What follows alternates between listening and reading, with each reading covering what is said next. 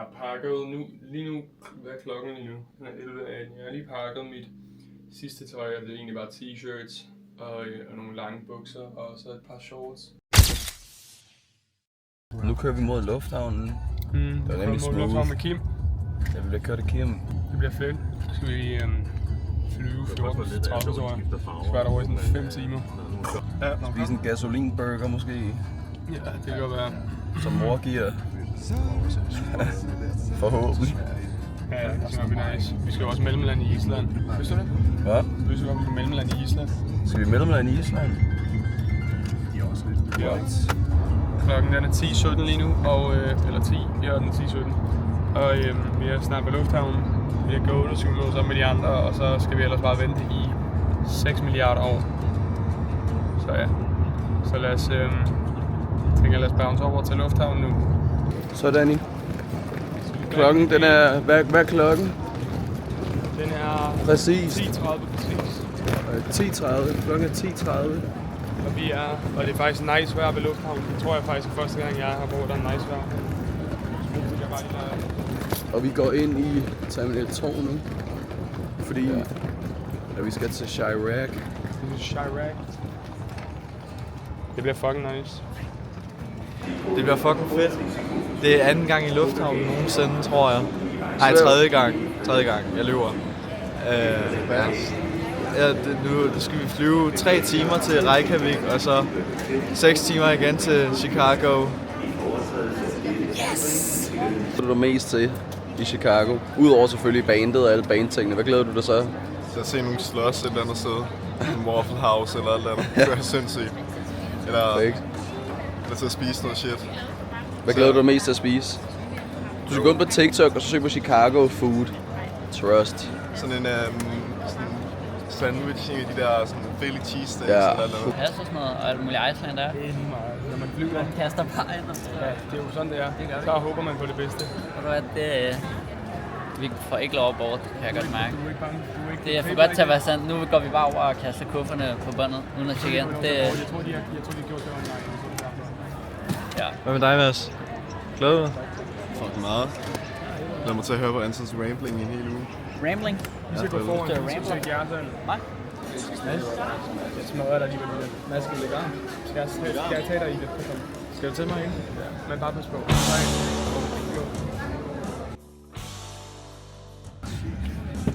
Check it.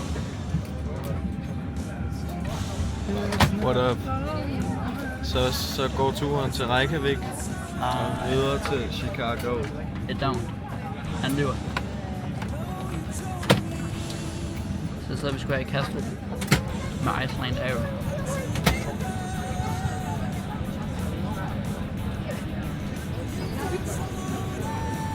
Pretty good.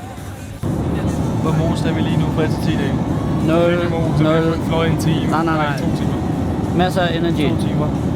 Høj energi. Hvad med dig, Anton? Okay, hvad? Dig, Anton. Vil du gerne snart med? Nej, jeg er fresh like an eagle. Klokken er... Klokken den er 16:05, og vi er på vej til vores store fly. Jeg synes faktisk, det er nice, at vi ikke havde rigtig noget tid. Jeg følte det ikke, som om man har ventet særlig meget. Jeg vil sige, lige nu så går vi ind i Icelander, og så skal vi flyve i 6-7 timer, og så er vi i Icelander. Og jeg glæder mig. Folk de begynder at se lidt mere amerikansk ud, føler jeg. Og man begynder at høre lidt mere sådan engelsk, så det er fedt. Nu er vi her, og jeg glæder mig rigtig meget til at lande. Island. Og jeg glæder mig til, at vi går ind i en warmer. Det gør jeg også. Target er bedre. Jeg skal smage min gulvhus. Og min real Texas barbecue. Så for fucking satan, der går der så vi fandme noget fra. Fandme landet, og der er godt vejr udenfor, og det er fandme og der er smukt. Nu glæder vi os til at bruge vores... Og sådan en kæmpe bygning ude i sådan... Ja, det kan man ikke zoome ind på, men fuck det vildt. Kæmpe stort. Og jeg har allerede set en Target og en gul skole. Det er jo han er klar på at flytte over, han har set en Target. 18.08. 18:08. Amerikansk tid. Chicago-tid. Det er lidt fucked. Vi står i flyet lige nu. Det er sjovt på Panda Express. Du går ind, så får du Ballere.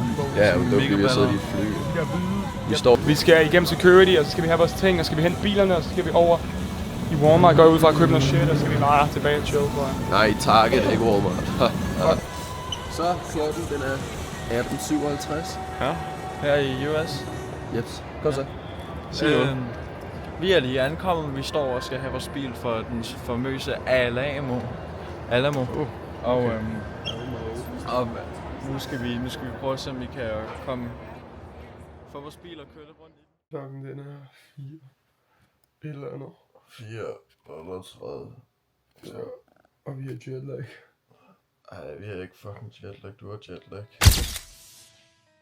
Kan du Det sagt er det højere? første dag i Chicago, og Ja, første hele dag. ja. Andrea og jeg har været 5 op at træne tidligere om morgenen. For at blive lidt stor for at holde formen til showet. Jeg spiser en is lige nu. Det man gør, men det er virkelig, virkelig varmt. Det er virkelig... Huset er virkelig tæt på hinanden, og det er virkelig flot. Det ligner sådan et sæt til en film. Ja, det ligner totalt sådan en movie American Suburban Life, the scene. movie. Ja. Shit. What up? What up, Slime? What up? Vi kører tog. Shit.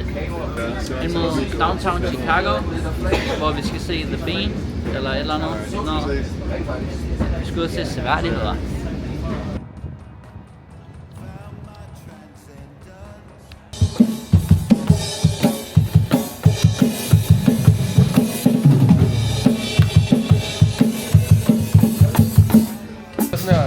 Er det stadigvæk sådan her, man gør?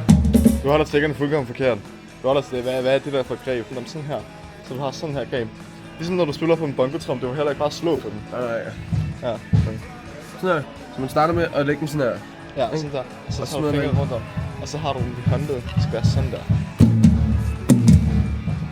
Dum. Ja, for helvede. Det er godt.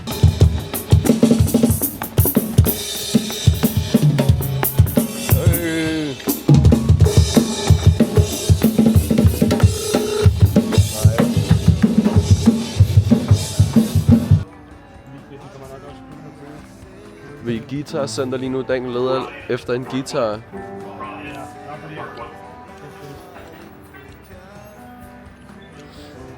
Ja, de ser også ret toppe ud, så man kan lege en guitar fed ud. Skal man prøve den? Ligner det ikke lidt din bagn? Nej, overhovedet ikke. Det er Eddie Van Halens søns mærke. Ja. Skal man prøve den?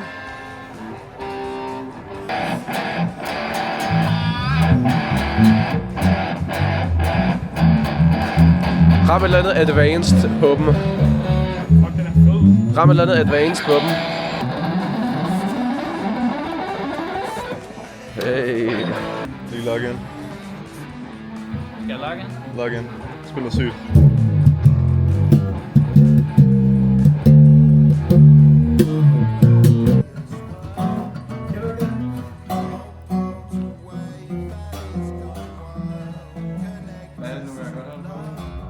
Nyt drip. Efter vi var i guitarbutikken, så var vi nemlig lige i en, hvad hedder det nu? En outlet? Ja.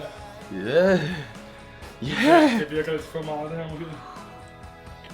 Jeg synes ikke, det virker for meget. Jeg synes, det er meget fedt. Det ser lidt rapperagtigt ud, men det er på en fed måde. Men ja.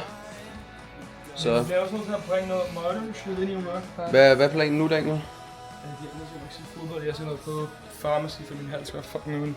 Noget på Pharmacy, fordi meget faktisk ondt i halsen. Min hals er beklaget. Ja.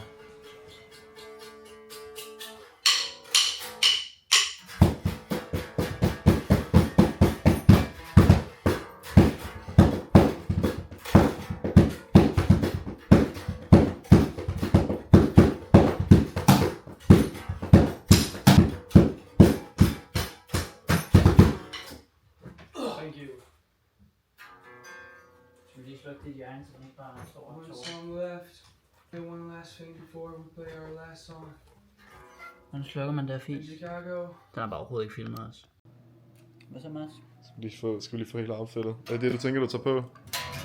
Jeg ved ikke, om jeg kan holde ud i varmen med lange ærmer. Nej, det skal være det her. Men Så fucking spag ud. Skal vi lige have den nye bass 80's, der? bro. Skal vi have den nye bass 80's der? og new bass. New bass. Fucker du med den? Fuck over med den. De hvide sokker. Ja, dem tager jeg ikke på, jeg spiller bare fødder. Nå, shit, jeg har helt glemt at se, hvad klokken er. Den er 17. 26. Ja, men klokken den er 17.26, og ja. min bas den er stadig ny. Ja. Men, Og Anton han ligner en på prøv at Turnstile. se. Det er Fender 75. Hvad hedder det? 75th? 5th anniversary. Så er det 75th. Så. Klokken 10.40. Yep. Nu skal vi øve. Så er det ikke hvor det starter. Hvad? Det er sgu da ikke. Det var jeres.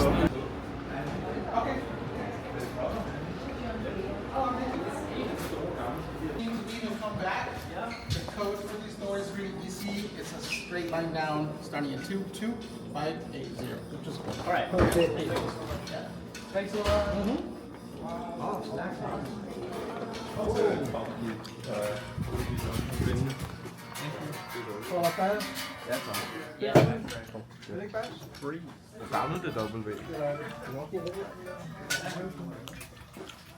Hvad synes du? Det er nice, det er fint øvelokale.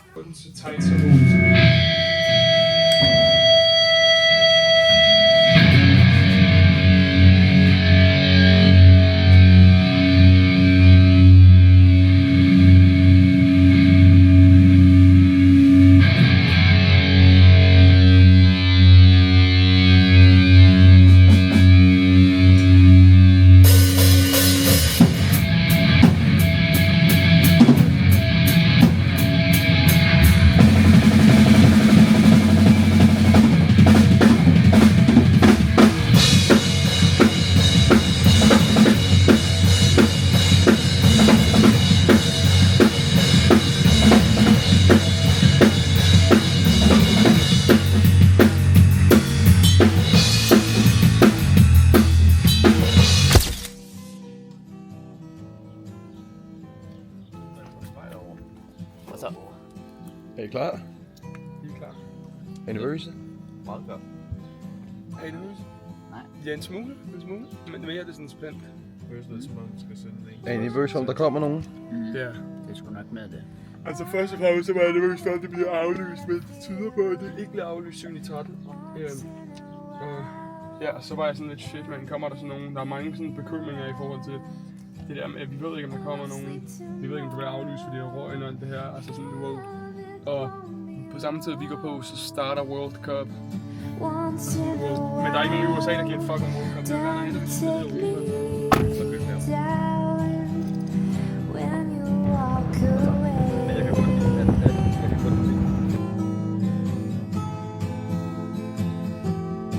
Hvad hvis man skal skide?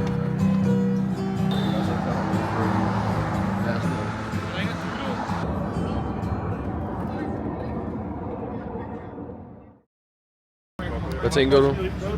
Om hvad? Ja, hvad fanden tror du? Nu står vi her. Nice. Jeg håber, der kommer noget sol eller... Nogle mennesker. Hvad tænker du? Det skal nok blive godt. Jeg tror, det bliver godt. Altså, selvfølgelig. Det, altså, ja, dansk unknown band på en festival i Chicago. Og I er de første, der spiller. Sådan der. Men bare det fakt, at I kan skrive på CV'et, at vi har spillet i Chicago. Nu har vi været hen og møde managersne. Nu har vi lige haft vores første show på en sindssyg festival. Det må være nok på en eller anden måde. Tror du ikke? Jo. And it's just Cav and DI, right? Yeah, it's gonna be fun. Hvad så, Joe? Så, Nu hvor du står her, hvad tænker du så? jeg tænker, det er fedt. Det gør dernede fra. Det ser hvad? Større ud herfra, end det gjorde. Ja. Ja, det skal nok blive fucking fedt. Folk er mega søde. Jeg ved ikke helt, om jeg skal snakke med ham der Kyle lige nu. Det virker til, ja, trommerne heroppe, så der er ikke så meget andet, jeg skal skrive på. Men det bliver nok ret fedt. Det håber jeg i hvert fald. Du tripper ikke sådan sønderligt meget over noget? Nej, de har ikke taget min normale størrelser til trommerne. Du tripper ikke rigtig over noget? Der er ikke noget, du er nervøs for? Jeg tripper ikke. Hvad med dig? Jeg tripper ikke I er lige nu. simpelthen bare aldrig nervøse? Jo, spændende, men det er ikke nervøs. Alright.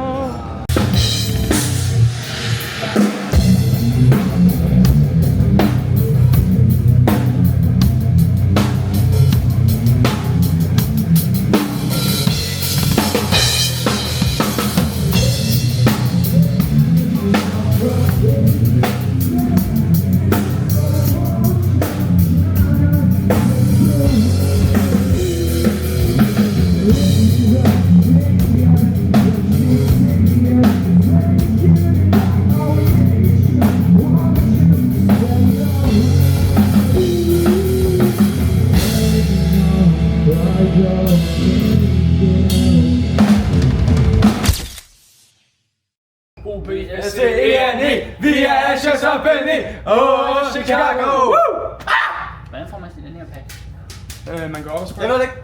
Skal vi gå op og sprøjte? Here we fucking go!